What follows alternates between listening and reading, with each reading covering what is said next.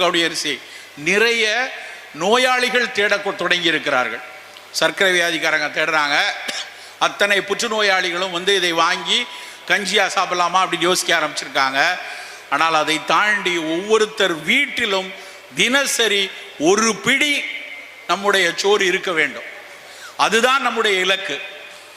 ஆங்கிலத்தில் இந்த கருப்பு கவுனி அரிசிக்கு ஆங்கிலத்தில் நீங்கள் அடிச்சு பாருங்க, என்ன பேர் தெரியுமா? அதுக்கு ஃபோர்பிடன் ரைஸ் அப்படிமா. ஃபோர்பிடன்னா என்ன அர்த்தம் தெரியுமா? தடை செய்யப்பட்டன்னு அர்த்தம். சீனாவில் இது தடை செய்யப்பட்ட அரிசி. எதற்காக தடை செஞ்சிருக்காங்க? குட்காவை தடை செய்ய சொல்றோம். இதை எதற்கு தடை செய்யறாங்கன்னு பார்த்தா, அதுக்கப்புறம் படிச்சு பார்த்தா அவ்வளவு ஆச்சரியமா இருக்கு. இது மன்னர்களுக்கும் மிக பெருந்தகைகளுக்கும் மட்டும் உள்ளது. மற்றவங்க எல்லாம் சாப்பிடக்கூடாதுன்னு, பயிரிடக்கூடாதுன்னு திபெத்திய மன்னர்கள் பர்மிய மன்னர்கள் ஒரு காலத்தில் தடை செய்து வச்சிருக்காங்க.